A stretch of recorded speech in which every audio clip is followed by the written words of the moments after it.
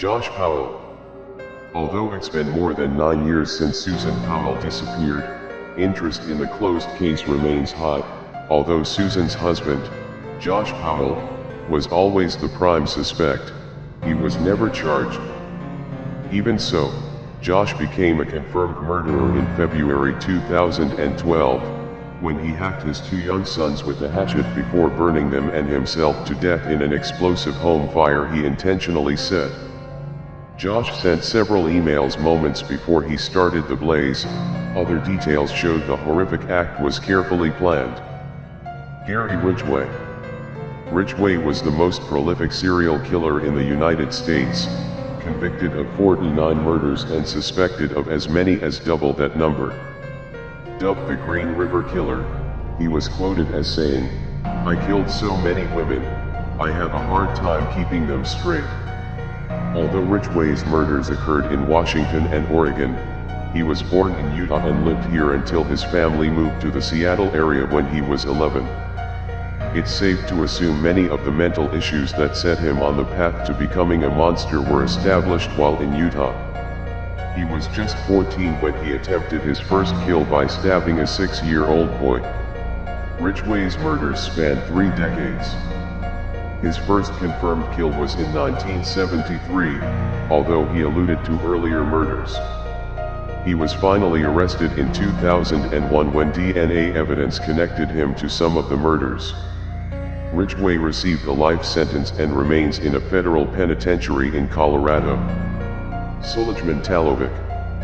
An 18-year-old refugee from Bosnia, Sulejman Talovic, shot 9 people at Trolley Square Mall in Salt Lake City on February 12, 2007.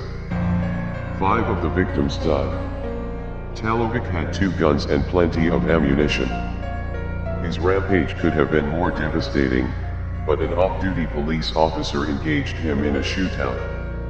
That kept him occupied until more police officers arrived. They shot and killed Talovic. The motive for the shootings is a mystery.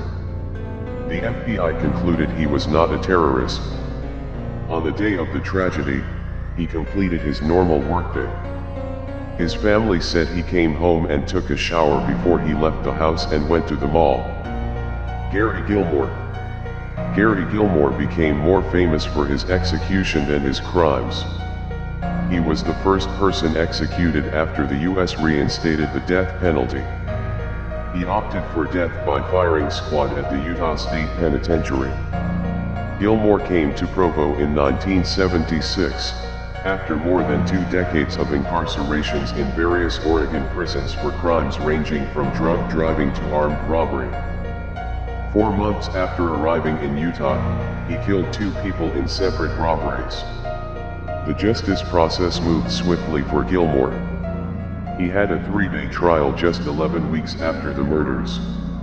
He was convicted on October 7th and his original execution date was set for November 15th. His mother filed for a stay, but in December, the state Supreme Court ruled the sentence was valid.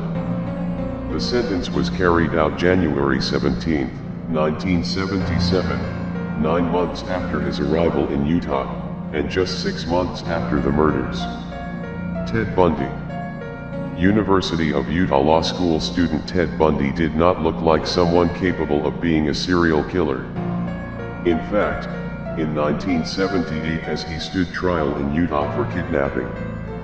Between 1974 and 1978, Bundy killed women in Utah, Washington, Oregon, Colorado, and Florida. He eventually admitted to 30 murders, but the final toll was likely higher. Bundy was convicted and sent to prison for the Utah kidnapping case but was transferred to Colorado to face murder charges. He escaped, the first of 2 times, and continued his murderous rampage. Florida police caught Bundy 4 weeks later. He was convicted of murder and executed by electrocution in 1989. A defense investigator said, "I would describe him being as close to being like the devil as anyone I ever met." Arthur Gary Bishop. Born and raised in Salt Lake City, Arthur Gary Bishop was an Eagle Scout and high school honor student. After graduation, he served as a missionary for the Church of Jesus Christ of Latter-day Saints in the Philippines. By 1978, he'd been convicted of embezzlement and excommunicated from his church. He changed his name, joined the Big Brother program and began molesting and killing boys. Bishop claimed 5 victims ages 4 to 13 between 1979 and 1983. Bishop was found guilty of 5 counts of aggravated murder, 5 counts of aggravated kidnapping and 1 count of sexually abusing a minor.